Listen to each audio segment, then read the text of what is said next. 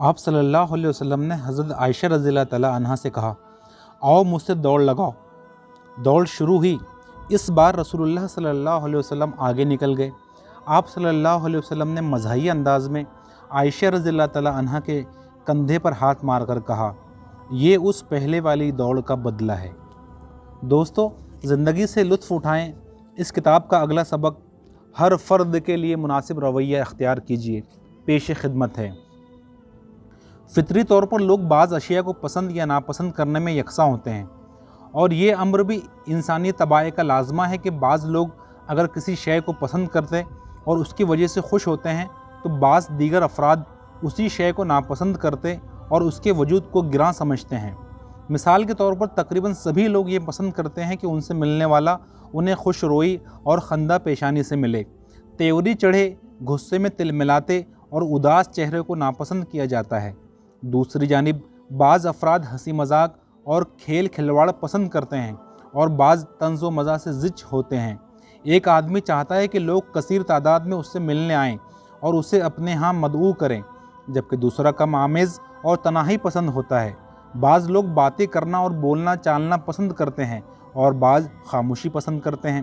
اکثر دیکھا گیا ہے کہ جو شخص طبیعت سے میل کھاتا ہو، ہم آہنگ ہو، وہ ہر ایک کو اچھا لگتا ہے اور اس کی رفاقت پا کر ہر انسان راحت محسوس کرتا ہے۔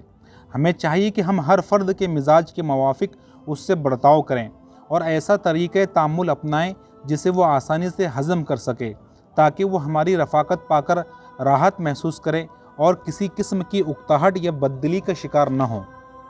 ایک صاحب نے ایک عقاب دیکھا جو کوے کے پہلو میں اڑتا جا رہا تھا۔ انہیں بڑا تعجب ہوا کہ پرندوں کا بادشاہ کوے کے ہمراہ کیسے ہے۔ انہوں نے سوچا ان دونوں کے درمیان ضرور کوئی قدر مشترک ہے جو انہیں ایک دوسرے کے قریب لے آئی ہے، اور وہ یوں یکجہتی سے محو پرواز ہے۔ ان صاحب نے عقاب اور کوے پر نظر رکھتے ہوئے ان کا تعقب کیا۔ ایک جگہ تھک کر وہ دونوں زمین پر اتر آئے۔ کیا دیکھا کہ عقاب اور کوہ دونوں لنگڑے ہیں۔ اولاد کو علم ہو کہ ان کا باپ خاموشی کو ترجیح دیتا اور زیادہ باتیں کرنا پسند نہیں کرتا، تو اولاد کو چاہیے کہ وہ اپنے والد کی ترجیحات کا خیال رکھے، تاکہ ان کا والد اپنی اولاد سے محبت کرے اور اسے قریب پا کر خوشی محسوس کرے۔ بیوی جانتی ہو کہ اس کا خاوند ہنسی مذاق پسند کرتا ہے تو وہ بھی ہنسی مذاق کرے، لیکن اگر اسے پتہ چلے کہ اس کا شوہر زیادہ طنز و مزاح پسند نہیں کرتا تو وہ بھی بیجا مذاق سے اجتناب کرے۔ انسان کو یہی طرز عمل اپنے دوستوں، آس پڑوس کے لوگوں اور اپنے بھائیوں سے روا رکھنا چاہیے۔ سب لوگوں کی فطرت ایک جیسی نہیں ہوتی۔ لوگوں کے مزاج تو اتنے رنگا رنگ ہے کہ آدمی ان کی بو کلمونی کا کبھی اندازہ ہی نہیں کر سکتا۔ مجھے اچھی طرح یاد ہے کہ ایک معمر نیک خاتون جو میرے ایک دیرینہ دوست کی والدہ تھی، اپنے ایک بیٹی کی ہمیشہ تعریف کیا کرتی، اس سے مل کر بہت خوش ہوتی اور اس کے ساتھ ڈھیروں باتیں کرتی تھی۔ باقی اولاد بھی ان سے اچھا سلوک کرتی، لیکن ان کا دل اپنے ایک اسی بچے سے بندھا ہوا تھا۔ میں ان خاتون کے اس برتاؤ کا راز جاننا چاہتا تھا۔ ایک دن میں ان کی اسی بیٹی کے ساتھ، جسے وہ دل و جان سے چاہتی تھی، کسی محفل میں شریک تھا۔ میں نے ان سے بڑی اماں کے اس رویے کے بارے میں پوچھا تو انہوں نے جواب دیا، دراصل بات یہ ہے کہ میرے بھائی اپنی والدہ کے مزاج سے ناواقف ہیں، اسی لیے وہ جب بھی ان کے پاس بیٹھتے اور چند باتیں کرتے ہیں وہ ان سے تنگ آ جاتی ہے۔ میں نے دلچسپی سے سوال کیا، تو کیا آپ نے اپنی والدہ کی طبیعت کا راز پا لیا ہے؟ وہ ہنسے اور بولے، جی ہاں، میں آپ کو یہ راز بتاتا ہوں۔ دراصل میری والدہ بھی اپنی عمر کی دیگر بوڑھیوں کی طرح عورتوں کے موضوع پر باتیں کرنا پسند کرتی ہے۔ انہیں صرف عورتوں کے معاملات سے دلچسپی ہے، کس عورت کی شادی ہو رہی ہے، کسے طلاق ہو چکی ہے، فلانی کے کتنے بچے ہیں، ان میں بڑا کون ہے، فلاں مرد نے فلاں عورت سے کب شادی کی، ان کے پہلوٹی کے بچے کا کیا نام ہے، یہ اور ان جیسی بہت سی باتیں جو میرے لیے بالکل بے فائدہ ہوتی ہے، لیکن والدہ صاحبہ انہیں بار بار بیان کر کے ہی خوش رہتی ہیں۔ انہیں اپنی معلومات کی قدر و قیمت اور نایابی کا بھی پورا احساس ہوتا ہے، اور واقعی یہ معلومات ہمیں کسی کتاب میں نہیں ملتی، نہ کسی کیسٹ میں محفوظ ہے، اور نہ ہم انٹرنیٹ جیسے معلومات کی وسیع و عریض ذخیرے ہی سے انہیں حاصل کر سکتے ہیں۔ میں جب والدہ صاحبہ سے یہ باتیں پوچھتا ہوں اور وہ تفصیل سے جواب دیتی ہے تو انہیں محسوس ہوتا ہے کہ وہ سننے والوں کو ایسی معلومات فراہم کر رہی ہے جن کا علم اگلے پچھلے لوگوں میں سے کسی کو بھی نہیں۔ چنانچہ وہ خوش ہوتی ہے اور ان کی طبیعت کھل جاتی ہے۔ میں ان کے پاس بیٹھتا ہوں تو ہمیشہ یہی موضوع چھیڑتا ہوں۔ وہ گھنٹوں خوشی سے اس موضوع پر بولتی رہتی ہے۔ میرے بھائی والدہ کی اس غیر اہم باتوں کو تحمل سے نہیں سنتے اور ادھر ادھر کی ہانکتے رہتے ہیں۔ ان کی یہ باتیں والدہ کے لیے اہم نہیں ہوتی، نتیجتاً وہ ان سے تنگ آ جاتی ہے اور مجھ سے خوش ہوتی ہے۔ بس اتنی سی بات ہے۔ بالکل، آپ اپنے مخاطب کی طبیعت اور اس کے مزاج سے واقف ہوں، آپ کو اس کی پسند و ناپسند کا علم ہو، تبھی آپ اس کے دل کو اپنی طرف مائل کر سکتے ہیں۔ نبی صلی اللہ علیہ وسلم کے طرز عمل میں یہ صفت بڑی واضح اور نمایاں نظر آتی ہے۔ آپ ملنے والے ہر شخص سے اس کی افتاد طبع کے مطابق سلوک کرتے۔ گھر میں اپنی بیویوں اور اولاد کے ساتھ بھی آپ کا رویہ ان کی طباع کے موافق ہوتا۔ ام المومنین عائشہ رضی اللہ تعالی عنہا کشادہ دل اور کھلی طبیعت کی مالک تھی۔ رسول اللہ صلی اللہ علیہ وسلم ان سے ہنسی مذاق اور لطافت کا اظہار کیا کرتے۔ ایک دفعہ کا ذکر ہے کہ ام المومنین عائشہ رضی اللہ تعالی عنہا کسی سفر میں رسول اللہ صلی اللہ علیہ وسلم کے ہمراہ تھی۔ واپسی پر مسلمانوں کا قافلہ مدینہ کے قریب پہنچا تو آپ نے لوگوں سے کہا، آگے بڑھ جاؤ۔ لوگ آگے بڑھ گئے اور رسول اللہ صلی اللہ علیہ وسلم اپنی زوجہ عائشہ رضی اللہ تعالی عنہا کے ساتھ پیچھے رہ گئے۔ عائشہ رضی اللہ تعالی عنہا انفوان شباب میں تھی، بدن میں چستی تھی۔ آپ نے مسکراتے ہوئے ان کی جانب دیکھا اور کہا، آؤ دوڑ لگائیں۔ دوڑ شروع ہوئی، دونوں میاں بیوی تیز بھاگے۔ عائشہ رضی اللہ تعالی عنہا نے یہ دوڑ جیت لی۔ ایک مدت بعد دوبارہ عائشہ رضی اللہ تعالی عنہا رسول اللہ صلی اللہ علیہ وسلم کے ہمراہی میں سفر پر نکلی۔ اب ان کے بدن میں فربہی آ چکی تھی۔ سفر کے دوران ایک کھلی جگہ رسول اللہ صلی اللہ علیہ وسلم نے لوگوں سے کہا کہ آگے بڑھ جاؤ۔ لوگ آگے چلے گئے۔ آپ نے عائشہ رضی اللہ تعالی عنہا سے کہا، آؤ مجھ سے دوڑ لگاؤ۔ دوڑ شروع ہوئی۔ اس بار رسول اللہ صلی اللہ علیہ وسلم آگے نکل گئے۔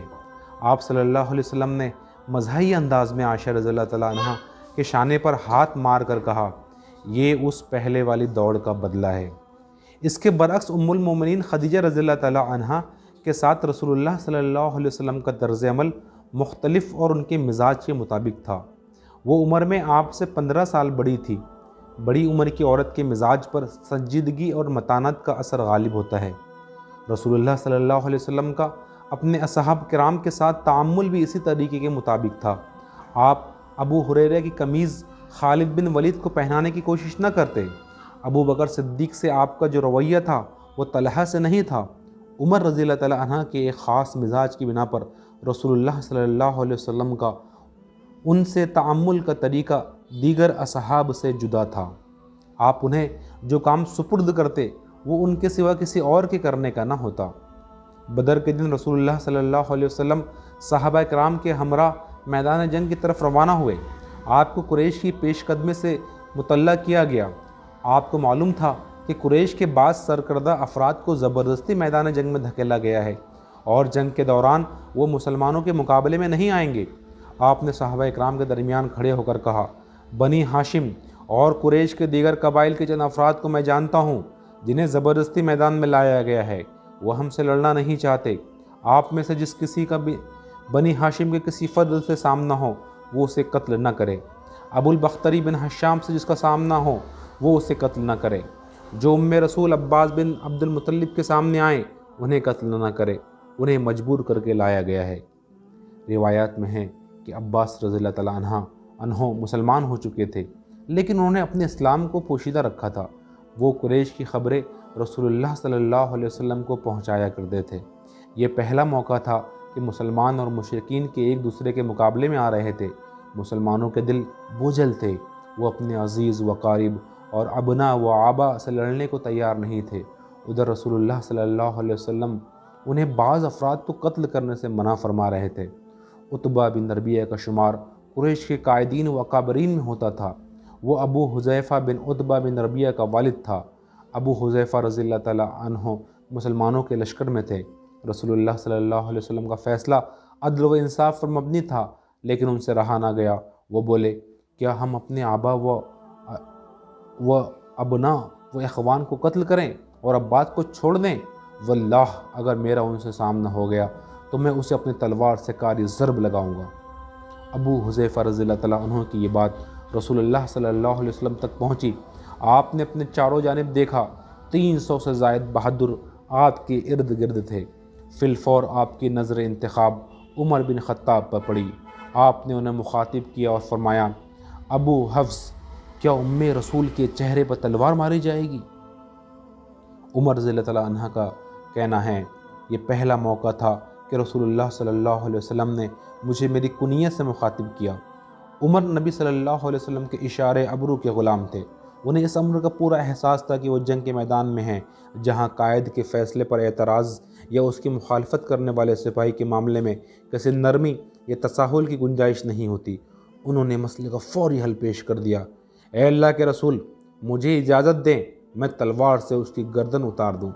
رسول اللہ صلی اللہ علیہ وسلم نے انہیں منع کر دیا۔ آپ کا خیال تھا کہ عمر رضی اللہ تعالیٰ عنہ کا جارحانہ رد عمل صورتحال کو قابو کرنے کے لیے بہت کافی ہے۔ ابو حذیفہ رضی اللہ تعالیٰ عنہ نیک آدمی تھے۔ بعد ازاں کہا کرتے تھے کہ میں نے اس روز جو بات کہی تھی، آج بھی مجھے اس کے متعلق خدشہ ہے، آج بھی میں اس کے انجام سے خائف ہوں۔ صرف ایک صورت ہے کہ میں شہید ہو جاؤں اور میری شہادت اس غلطی کا کفارہ بن جائے۔ اللہ تعالیٰ نے اپنے بندے صالح کی مراد پوری کی اور ابو حذیفہ جنگ یمامہ میں خلعت شہادت سے سرفراز ہوئے۔ یہ تھے عمر بن خطاب رضی اللہ تعالیٰ عنہ، جن کی افتاد سے رسول اللہ صلی اللہ علیہ وسلم بخوبی آگاہ تھے۔ آپ جانتے تھے کہ کس نوعیت کے امور کی ذمہ داری عمر پر ڈالی جائے جس سے عہدہ برا ہونے میں وہ یکتا ہوں۔ یہ کام مال زکوٰۃ اکٹھا کرنے سے متعلق نہیں تھا، نہ دو متحارب گروہوں میں صلح کرانے یا کسی نابلد کو تعلیم دینے کا معاملہ تھا۔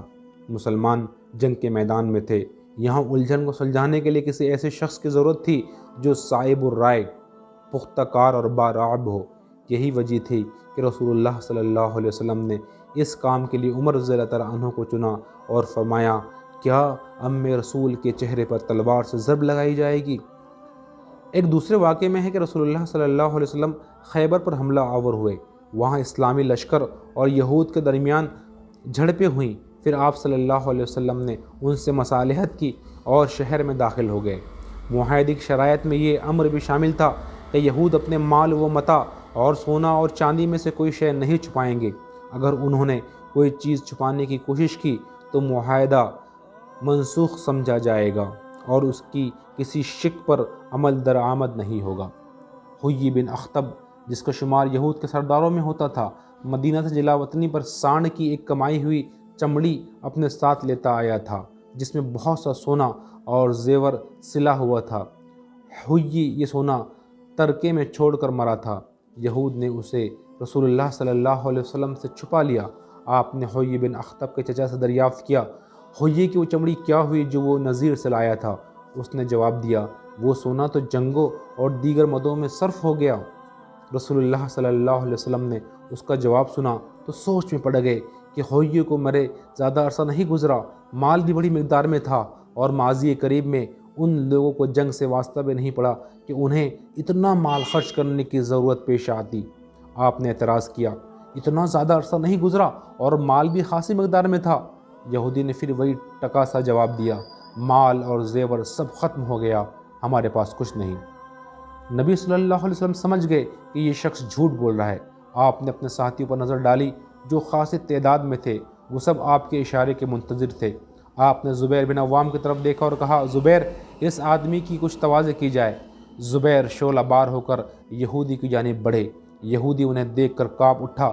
اس نے آنکھ لیا کہ صورتحال پیچیدہ ہے۔ وہ جھٹ بولا، میں نے حیی کو دیکھا ہے، وہ وہاں کھنڈر میں گھومتا پھرتا تھا۔ اس نے ایک پرانے گھر کے کھنڈر کی طرف اشارہ کیا۔ صحابہ کرام وہاں پہنچے، ادھر ادھر تلاش کیا تو جو انہیں کھنڈر میں چھپایا ہوا مال مل گیا۔ اب دیکھیں، یہ کام رسول اللہ صلی اللہ علیہ وسلم نے زبیر بن عوام کے سپرد کیا۔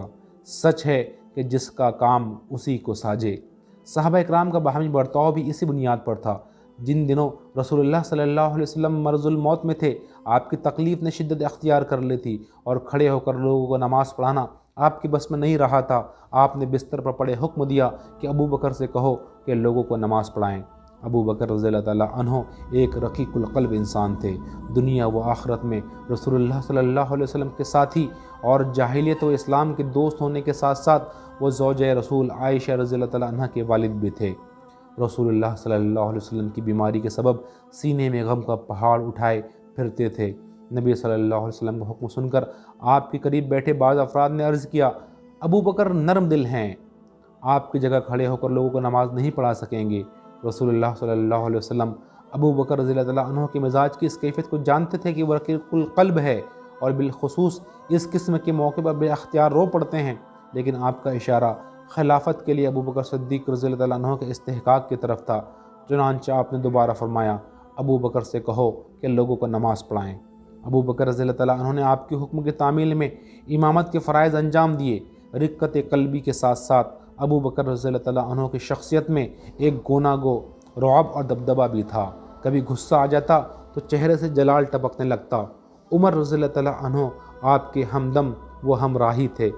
رسول اللہ صلی اللہ علیہ وسلم کی وفات کے بعد مہاجرین و انصار خلیفہ کے چناؤ کے لیے ثقیفہ بن سعادہ میں جمع ہوئے تو عمر بھی اپنے رفیق و ہمدم ابو بکر رضی اللہ تعالیٰ عنہ کو ساتھ لیے وہاں پہنچ گئے۔ عمر رضی اللہ تعالیٰ عنہ اس واقعے کی رودات بیان کرتے ہیں، ہم ثقیفہ بن سعادہ میں لوگوں کے پاس پہنچ گئے۔ جب ہم بیٹھے تو انصار کے مقرر نے خطبہ پڑھا، اللہ کی حمد و ثنا بیان کی اور کہا، ہم اللہ کے انصار اور اسلام کا لشکر ہے اور آپ اے معاشر مجاہرین ہماری ایک ٹولی ہے۔ آپ کی قوم کچھ افراد یہ چاہتے ہیں کہ ہمیں جڑ سے اکھاڑ پھینکے اور حکومت کے اس معاملے میں ہم سے سارے اختیار چھین لے۔ وہ خاموش ہوا تو میں نے بولنا چاہا۔ میں نے اپنے من میں ایک زبردست تقریر تیار کر رکھی تھی جو مجھے پسند آئی تھی اور میں ابو بکر سے پہلے بات کرنا چاہتا تھا۔ میں ان کی تیزی طبع سے خائف تھا، لیکن ابو بکر نے کہا، عمر ٹھہریے۔ میں انہیں ناراض کرنا پسند نہیں کیا۔ انہوں نے بات شروع کی۔ وہ مجھ سے بڑے عالم اور زیادہ باوقار تھے۔ اللہ کی قسم انہوں نے ہر وہ بات فی البدیہہ کہہ ڈالی جو میں نے اپنے دل میں سوچی تھی، بلکہ انہوں نے جو کہا مجھ سے بہتر اور زیادہ اچھے انداز سے کہا۔ ابو بکر نے اپنی تقریر میں کہا، آپ لوگوں نے اپنی جن اچھائیوں کا ذکر کیا واقعی آپ ان کے اہل ہیں۔ عرب حکومت کے معاملے کو قریش کے اس قبیلے ہی کے لیے مانیں گے۔ یہ عرب کا افضل ترین خاندان اور فائق ترین گھرانہ ہے۔ میں نے آپ کے لیے ان دو آدمیوں کو پسند کیا ہے، ان میں سے کسی ایک کی بیعت کر لیجیے۔ یہ کہہ کر انہوں نے میرا اور ابو عبیدہ بن جرح کا ہاتھ پکڑا۔ وہ ہم دونوں کے درمیان تشریف فرما تھے۔ مجھے ان کی یہی ایک بات اچھی نہیں لگی، اللہ کی قسم میری گردن کاٹ دی جائے تو یہ مجھے اس سے زیادہ پسند تھا کہ میں ایک ایسی قوم کا امیر بنوں جس میں ابو بکر موجود ہوں۔ لوگ خاموش رہے۔ انصار کا ایک کائیہ شخص بولا، میں اس معاملے میں وہ لکڑ ہوں جس سے رگڑ کر کھجلی رفع کی جاتی ہے اور کھجور کا اونچا لمبا پھلدار درخت ہوں جسے ارد گرد باڑ لگا کر یا ٹیک دے کر گرنے سے محفوظ کیا گیا ہے۔ مطلب یہ کہ میں صاحب الرائے ہوں اور اس مسئلے کا شافی حل میرے پاس ہے۔ اے معاشر قریش، ایک امیر ہمارا ہوگا اور ایک امیر تمہارا۔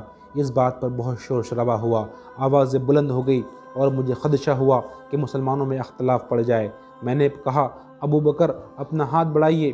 انہوں نے ہاتھ آگے کیا تو میں نے بیعت کر لی۔ یہ دیکھ کر پہلے مہاجرین نے اور پھر انصار نے بھی ان کے ہاتھ پر بیعت کر لی۔ جی ہاں، ہر انسان کی ایک شخصی کلید ہوتی ہے جس کا سراغ لگا کر اس کے دل کے دروازے کھولے جا سکتے ہیں، اس کی محبت اور توجہ حاصل کی جا سکتی اور اسے متاثر کیا جا سکتا ہے۔ اس لیے آپ اپنے آس پاس ہنستے بستے لوگوں کی کلید شخصی کا پتہ لگائیں اور اسی کی بنیاد پر ان سے تعامل کرنے کے طریقے اختیار کریں۔ تب آپ جس کسی کو مشورہ دیں گے وہ پر اعتماد ہو کر آپ کے مشورے پر عمل کرے گا۔ جسے نصیحت کریں گے وہ نہایت خوش دلی سے آپ کی نصیحت قبول کرے گا۔ آپ بات کریں گے تو وہ آپ کی بات گوش برآواز ہو کر سنی جائے گی۔ لیکن یہ کلید آپ کو تبھی میسر آئے گی جب آپ لوگوں کی شخصیات اور ان کے طبائع کا گہری نظر سے جائزہ لیں گے۔ ایک دفعہ کا ذکر ہے کہ رسول اللہ صلی اللہ علیہ وسلم اپنی مبارک مجلس میں بیٹھے صحابہ اکرام سے باتیں کر رہے تھے۔ اسی اثناء میں ایک آدمی مسجد میں داخل ہوا۔ اس نے پہلے تو دائیں بائیں دیکھا، پھر مسجد کے ایک گوشے کی طرف بڑھا۔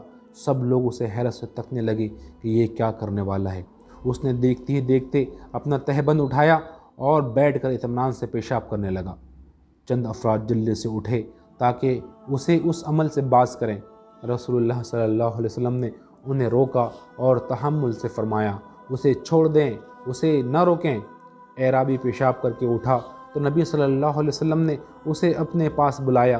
وہ آیا تو آپ نے اسے نرمی سے سمجھاتے ہوئے کہا، مساجد اس کام کے لیے نہیں بنائی گئی، انہیں اللہ کا ذکر کرنے، نماز پڑھنے اور قرآن کی تلاوت کرنے کے لیے تعمیر کیا گیا ہے۔ نہایت مختصر نصیحت کرنے کے بعد آپ خاموش ہو گئے۔ بات آدمی کی سمجھ میں آ گئی اور وہ چلا گیا۔ نماز کا وقت ہوا تو وہ پھر آیا اور جماعت کے ساتھ نماز ادا کی۔ رسول اللہ صلی اللہ علیہ وسلم نے تکبیر تحریمہ بلند کی، قرأت کے بعد رکوع کیا اور رکوع سے سر اٹھا کر سمیع اللہ لمن حمدہ کہا تو سب مقتدیوں نے ربنا ولک الحمد کہا۔ اعرابی نے بھی یہ الفاظ کہے لیکن مزید چند الفاظ کا اضافہ کر دیا، اے اللہ مجھ پر اور محمد صلی اللہ علیہ وسلم پر رحم کر، ہمارے ساتھ کسی پر رحم نہ کر۔ نبی صلی اللہ علیہ وسلم نے اس کے یہ الفاظ سن لیے۔ نماز تمام ہوئی تو آپ نے لوگوں کی طرف دیکھا اور ان الفاظ کے قائل کے متعلق دریافت کیا کہ وہ کون تھا۔ لوگوں نے اعرابی کی طرف اشارہ کیا۔ رسول اللہ صلی اللہ علیہ وسلم نے اسے آواز دی۔ وہ قریب آیا تو معلوم ہوا کہ یہ تو وہی آدمی ہے جس نے کچھ دیر پہلے مسجد میں پیشاب کیا تھا۔ رسول اللہ صلی اللہ علیہ وسلم کی محبت اس کے دل میں اس حد تک گھر کر چکی تھی کہ وہ چاہتا تھا کہ اس کے اور رسول اللہ کے علاوہ کسی پر رحمت نازل نہ ہو۔ آپ نے اسے تعلیم دیتے ہوئے فرمایا، تم نے ایک وسیع شے کو تنگ کر دیا ہے۔ اس آدمی کے ساتھ رسول اللہ صلی اللہ علیہ وسلم کے حسن سلوک کی وجہ سے اس کا دل آپ کا والا و شیدا ہو گیا۔ وجہ صرف یہ تھی کہ آپ نے ایک اعرابی کی کلید شخصی کا سراغ پا لیا تھا۔ آپ جانتے تھے کہ وہ اس سے کیا برتاؤ کرنا ہے۔ وہ ایک اعرابی تھا جو بادیہ سے آیا تھا۔ علم کے لحاظ سے وہ ابو بکر و عمر یا معاذ و عمار کا ہمسر نہیں تھا، چنانچہ اس کا مواخذہ بھی اس کی شخصیت اور اس کے مبلغ علم کے مطابق کیا جانا چاہیے تھا۔ معاویہ بن حکم رضی اللہ عنہ ایک عام صحابی تھے۔ ان کی رہائش مدینہ میں نہیں تھی، نہ وہ نبی صلی اللہ علیہ وسلم کی مجالس میں حاضر ہوا کرتے تھے۔ بادیہ میں ان کے پاس بکریوں کا ایک ریوڑ تھا جس پر ان کی زندگی بسر ہو رہی تھی۔ ایک دن معاویہ مدینہ آئے، مسجد میں داخل ہوئے اور رسول اللہ صلی اللہ علیہ وسلم کی مجلس میں بیٹھ گئے۔ آپ اس آدمی کو متعلق گفتگو فرما رہے تھے جسے چھینک آ جائے۔ آپ نے اپنے صحابہ کو بتایا کہ ایک مسلمان اپنے بھائی کی چھینک سنے اور وہ الحمدللہ کہے تو جواباً اسے یرحمک اللہ، اللہ تم پر رحم کرے کہنا چاہیے۔ معاویہ نے یہ بات پلے باندھ لی اور رخصت ہو گیا۔ چند دن بعد کسی کام سے مدینے آئے اور مسجد میں داخل ہوئے تو دیکھا رسول اللہ صلی اللہ علیہ وسلم صحابہ اکرام رضی اللہ تعالیٰ عنہم کو نماز پڑھا رہے ہیں۔ معاویہ بھی نماز میں شامل ہو گئے۔ دوران نماز کسی آدمی کو چھینک آ گئی۔ معاویہ کو یاد آیا کہ انہوں نے یہ بات سیکھی تھی، مسلمان جب چھینکے اور الحمدللہ کہے تو اس کا بھائی جواباً یرحمک اللہ کہے۔ انہوں نے فوراً بلند آواز سے یرحمک اللہ کہہ دیا۔ ان کی اس حرکت سے نمازیوں کی یکسوئی میں اچھا خاصا خلل واقع ہوا اور سب لوگ تیز نگاہوں سے انہیں تاڑنے لگے۔ معاویہ نے لوگوں کو حیرت سے اپنی طرف دیکھتے ہوئے پایا تو پریشان ہو کر کہا، ہائے میری ماں کی بربادی، تم لوگوں کو کیا ہوا؟ میری طرف کیا دیکھتے ہو؟ لوگوں نے ہاتھوں سے رانوں پر مارنے لگے، خاموش ہو جائیں۔ انہوں نے دیکھا کہ لوگ انہیں چپ رہنے کا اشارہ کر رہے ہیں تو وہ خاموش ہو گئے۔ نماز ختم ہوئی تو رسول اللہ صلی اللہ علیہ وسلم نے نمازیوں کی طرف رخ کیا۔ شور شرابے کی آواز آپ کے کانوں میں بھی پڑی تھی، کسی بولنے والے کی آواز بھی آپ کو سنائی دی تھی، لیکن نئی آواز تھی اس لیے پہچان نہیں سکے۔ آپ نے لوگوں سے دریافت کیا کون بول رہا تھا؟ لوگوں نے معاویہ کی طرف اشارہ کیا۔ آپ نے انہیں اپنے پاس بلایا۔ وہ ڈرتے ہوئے قریب آئے کہ جانے رسول اللہ صلی اللہ علیہ وسلم کیا کہیں اور مبادہ ڈانٹ پلا دے۔ معاویہ کہتے ہیں کہ میرے ماں باپ رسول اللہ صلی اللہ علیہ وسلم پر فدا ہوں، واللہ میں نے آپ سے قبل اور نہ آپ کے بعد ایسی خوبصورت اور ہلکے پھلکے انداز سے تعلیم دینے والا معلم نہیں دیکھا۔ واللہ نہ آپ نے مجھے ڈانٹا، نہ مارا اور نہ گالیں دی، آپ نے بس اتنا کہا، معاویہ نماز بھی باتیں کرنا مناسب نہیں، اس میں صرف تسبیح و تکبیر اور قرآن کی تلاوت کی جاتی ہے۔ آپ نے نہایت جامع اور مختصر نصیحت کی۔ معاویہ نے بات خوب سمجھ لی اور ان کے دل کو اطمینان حاصل ہوا تو انہوں نے کہا، میں جاہلیت کے دور سے تازہ نکلا ہوں، اللہ تعالیٰ نے ہمیں اسلام کی دولت سے نوازا ہے۔ ہم میں سے کچھ لوگ کاہنوں کے پاس جاتے اور ان سے غیب کی باتیں پوچھتے ہیں۔ رسول اللہ صلی اللہ علیہ وسلم نے فرمایا تم ان کے پاس مت جانا۔ معاویہ نے کہا اور ہم ان سے چند لوگ برے شگون لیتے ہیں۔ آپ نے فرمایا یہ ان کے دلوں کے وسوسے ہیں، ان کے ارادوں میں یہ واہے میں بالکل رکاوٹ نہ بنے۔ مسجد میں پیشاب کرنے والا اعرابی اور نماز میں باتیں کرنے والا شخص سے رسول اللہ صلی اللہ علیہ وسلم کا طرز عمل ان کے احوال کے عین مطابق تھا۔ عوام کا غلطی کر جانا بعید از امکان نہیں ہوتا۔ اس کے برعکس معاذ بن جبل رضی اللہ تعالیٰ عنہ، جن کا شمار جلیل القدر اور اہل علم صحابہ میں ہوتا تھا، ان کی لغزش کے جواب میں رسول اللہ صلی اللہ علیہ وسلم کا رد عمل یکسر مختلف تھا۔ معاذ بن جبل کا معمول یہ تھا کہ وہ رسول اللہ صلی اللہ علیہ وسلم کی اقتداء میں عشاء کی نماز ادا کرتے، پھر واپس جاتے اور محلے کی مسجد میں عشاء کی نماز پڑھاتے۔ یوں محلے کی مسجد میں ادا کی گئی نماز معاذ کے لیے نفل ہوتی۔ ایک رات معمول کے مطابق وہ محلے کی مسجد میں عشاء کی امامت کرنے جائے نماز پر کھڑے ہوئے اور تکبیر تحریمہ بلند کی۔ قوم کا ایک نوجوان مسجد آیا اور نماز باجماعت میں شامل ہو گیا۔ سورہ فاتحہ کی قرات مکمل ہوئی تو معاذ بن جبل رضی اللہ تعالیٰ عنہ نے سورہ بقرہ پڑھنی شروع کر دی۔ نمازیوں میں بڑی تعداد دن بھر کے تھکے ہارے کسانوں اور چرواہوں کی تھی جو عشاء پڑھتے ہی سو جانے کے عادی ہوتے ہیں۔ وہ نوجوان جو تکبیر تحریمہ پر مسجد میں آیا تھا انہی محنت کشوں میں سے ایک تھا۔ وہ کھڑا نماز پڑھتا رہا۔ معاذ اپنی دھن میں پڑھتے جاتے تھے اور ان کی قرات طویل سے طویل تر ہوتی جا رہی تھی۔ بالآخر جب امام کی قرات نے کسی طرح ختم ہونے کا نام نہ لیا تو اس نوجوان نے الگ سے اپنی نماز مکمل کی اور گھر چلا گیا۔ معاذ بن جبل رضی اللہ تعالیٰ عنہ نے سلام پھیرا تو ایک مقتدی نے بتایا کہ فلاں نوجوان ہمارے نماز میں شامل ہوا تھا، پھر جب آپ نے نماز لمبی کر دی تو وہ نماز چھوڑ کر چلا گیا۔ یہ سن کر معاذ غصے میں آ گئے۔ انہوں نے کہا کہ اسے نفاق کی بیماری ہے، میں اس کی اس حرکت کے متعلق رسول اللہ صلی اللہ علیہ وسلم کو ضرور بتاؤں گا۔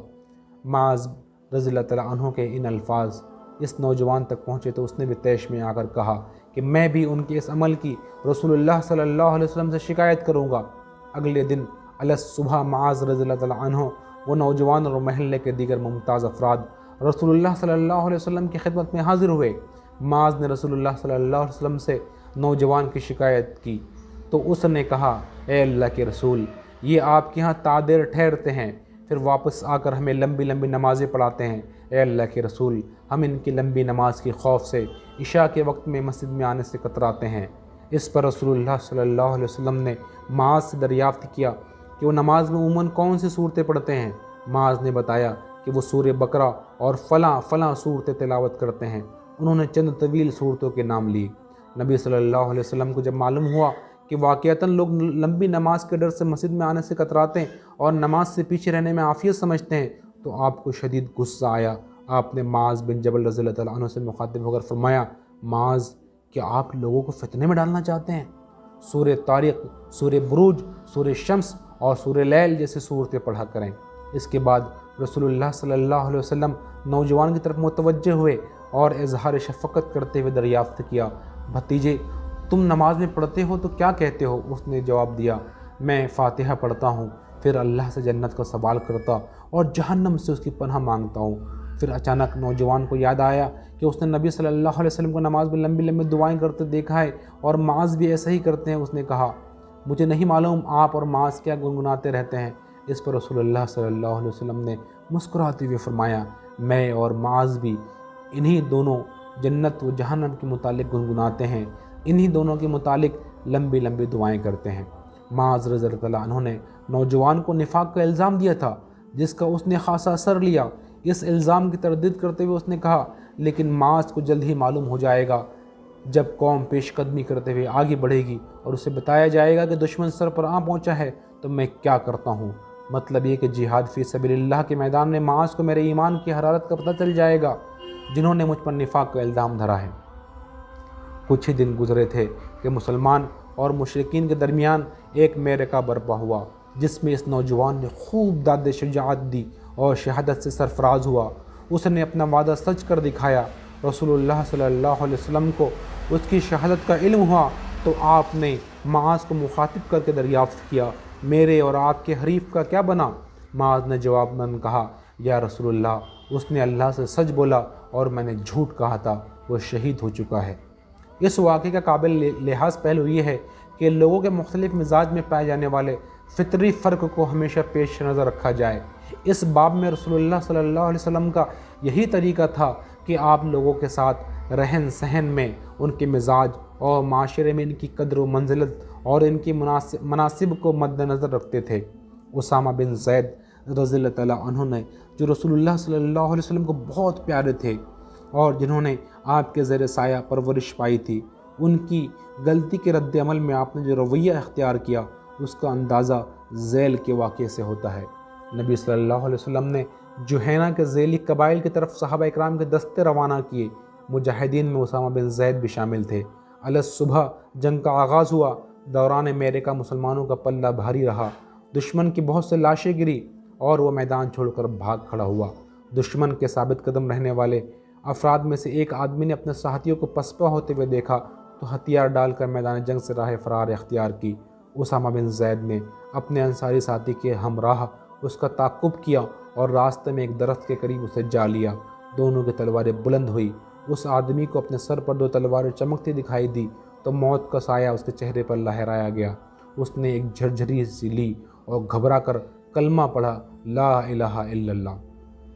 اسامہ اور ان کے انصاری ساتھی حیران تھے کہ کیا واقعی یہ شخص اسلام قبول کر رہا ہے یا اس نے محض اپنی جان بچانے کا ہیلہ کیا ہے۔